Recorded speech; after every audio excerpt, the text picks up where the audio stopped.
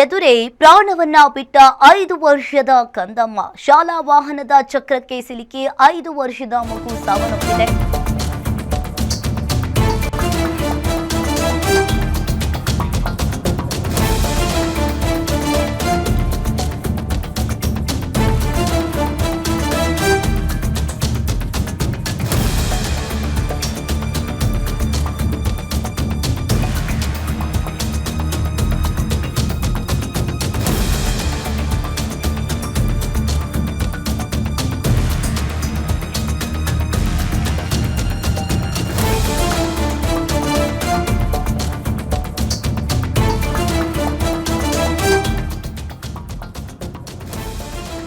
ಬೆಂಗಳೂರು ಉತ್ತರ ತಾಲೂಕಿನ ದಾಸನಪುರ ಗ್ರಾಮದಲ್ಲಿ ದುರಂತ ಸಂಭವಿಸಿದೆ.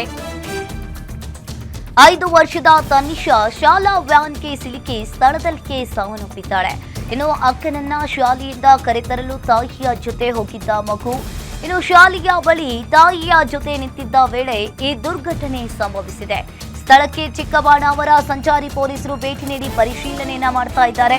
ಮುಂದಿನ ಶುಕ್ರವಾರ ಹುಟ್ಟುಹಬ್ಬವನ್ನ ಆಚರಿಸಬೇಕಿದ್ದ ಮಗು ತನಿಷಾ ಮಗುವನ್ನ ಕಳೆದುಕೊಂಡ ಪೋಷಕರ ಆಕ್ರಂದನ ಮುಗಿಲು ಮುಟ್ಟಿದೆ.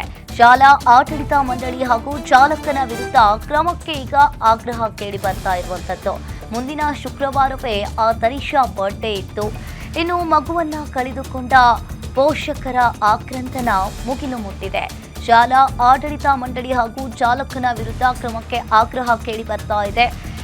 ತಾಯಿಯ ಎದುರೇ 5 ವರ್ಷದ ಕಂದಮ್ಮ ಪ್ರಾಣ ಬಿಟ್ಟಿರುವಂತದ್ದು. ಶಾಲಾ ವಾಹನದ ಚಕ್ರಕ್ಕೆ ಸಿಲುಕಿ ತನಿಷಾ ಸಾವನ್ನಪ್ಪಿದ್ದಾಳೆ. ಬೆಂಗಳೂರು ಉತ್ತರ ತಾಲೂಕಿನ ದಾಸನಪುರ ಗ್ರಾಮದಲ್ಲಿ ಈ ದುರಂತ ಸಂಭವಿಸಿರುವಂತದ್ದು. ತನಿಷಾ ಶಾಲಾ ವ್ಯಾನ್ಗೆ ಸಿಲುಕಿ ಸ್ಥಳದಲ್ಲಿಯೇ ಸಾವನ್ನಪ್ಪಿದ್ದಾಳೆ. ಅಕ್ಕನನ್ನ ಕರೆತರುವುದಕ್ಕಂತ ಹೇಳಿ ತಾಯಿ ಜೊತೆ ತಂಗಿನೂ ಕೂಡ ಹೋಗಿದ್ಲು. ಶಾಲೆ ಬಳಿ ತಾಯಿಯ ಜೊತೆ ನಿಂತಿದ್ದ ವೇಳೆ ಈ ದುರ್ಘಟನೆ ಸಂಭವಿಸಿರುವಂತದ್ದು.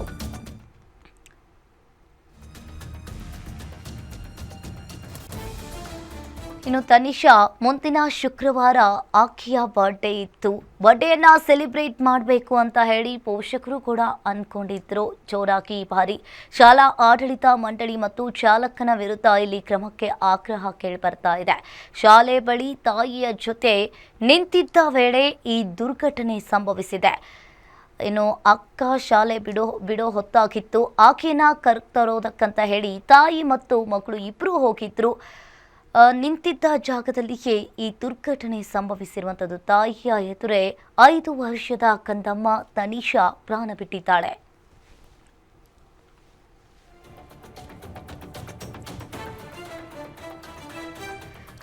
ಶಾಲೆಯ ಬಳಿ ಈ ಘಟನೆ ನಡೆದಿದೆ. ಚಿಕ್ಕಬಾಣಾವರ ಸಂಚಾರಿ ಪೊಲೀಸರು ಈಗಾಗಲೇ ಭೇಟಿಯನ್ನು ನೀಡಿ ಪರಿಶೀಲನೆಯನ್ನ ಮಾಡಿದ್ದಾರೆ. ಮುಂದಿನ ಶುಕ್ರವಾರ ಹುಟ್ಟುಹಬ್ಬ ಇತ್ತು.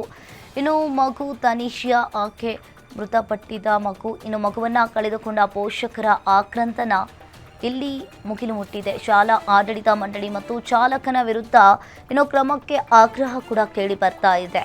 ತಾಯಿಯ ಎದುರೇ 5 ವರ್ಷದ ಪುಟ್ಟ ಕಂದಮ್ಮ ಶಾಲಾ ವಾಹನಕ್ಕೆ ಬಲಿಯಾಗಿದ್ದಾಳೆ. ಶಾಲಾ ವಾಹನದ ಚಕ್ರಕ್ಕೆ ಸಿಲುಕಿ 5 ವರ್ಷದ ಮಗು ತನಿಷಾ ಸಾವನ್ನಪ್ಪಿರುವಂಥದ್ದು. ಮಗುವನ್ನ ಕಳೆದುಕೊಂಡ ಪೋಷಕರ ಆಕ್ರಂದನ ಮುಗಿಲು ಮುಟ್ಟಿದೆ.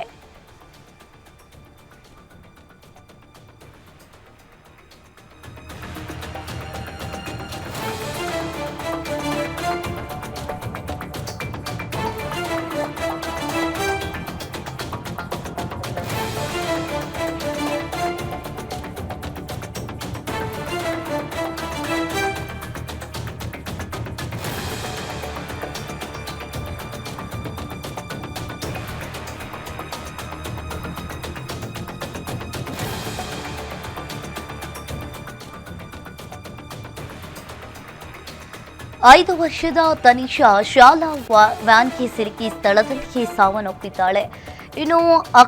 ಅಕ್ಕನ ಶಾಲೆ ಮುಗಿತು.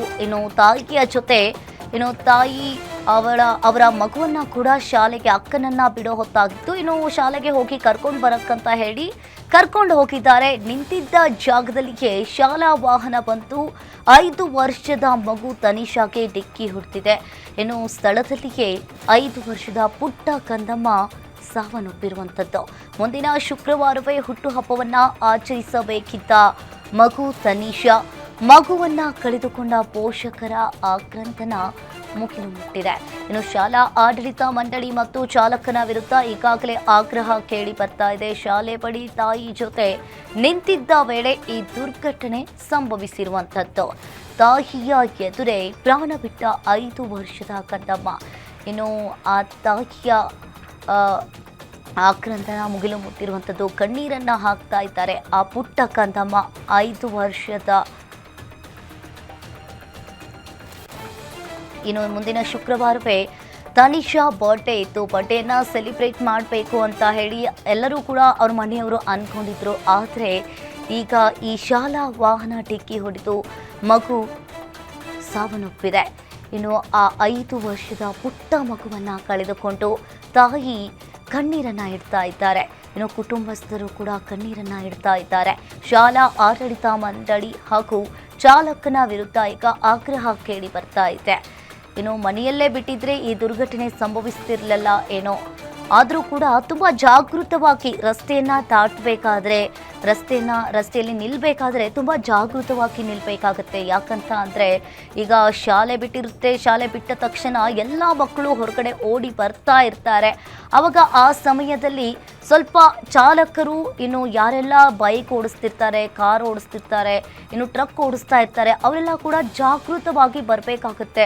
ಯಾಕಂದರೆ ಎಲ್ಲರಿಗೂ ಕೂಡ ಇವಾಗಂತೂ ಎಲ್ಲರಿಗೂ ಅರ್ಜೆಂಟ್ ಇರುತ್ತೆ. ಎಲ್ಲಾದರೂ ಹೋಗ್ಬೇಕಂತ ಅಂದರೆ ಸ್ಪೀಡಾಗಿ ಹೋಗೋದು. ಅದರಲ್ಲೂ ಕೂಡ ಈ ಶಾಲೆಯ ಮುಂದ್ಗಡೆ, ಹಾಸ್ಪಿಟಲ್ ಮುಂದ್ಗಡೆ ನಿಧಾನವಾಗಿ ಓಡಿಸ್ಬೇಕಾಗುತ್ತೆ. ಇಲ್ಲಾಂದರೆ ಒಂದು ಹಂಪನ್ನು ಕೂಡ ಹಾಕಬೇಕಾಗುತ್ತೆ. ಅಟ್ಲೀಸ್ಟ್ ಅಲ್ಲಿ ಬ್ರೇಕ್ ಅಂತ ಹಿಡಿದಾದ್ಮೇಲೆ ಆದರೂ ಕೂಡ ಆ ಮಗುವಿನ ಪ್ರಾಣ ಆದರೂ ಉಳಿತಿತ್ತೇನೋ. ಆ ಶಾಲಾ ವ್ಯಾನ್ ಜೋರಾಗಿ ಬಂತು. ಆ ಪುಟ್ಟ ಮಗುವಿಗೆ ಡಿಕ್ಕಿ ಹೊಡೆದಿದ್ದರಿಂದ ಆ ಮಗು ಸ್ಥಳದಲ್ಲಿಯೇ ಸಾವನ್ನಪ್ಪಿರುವಂಥದ್ದು.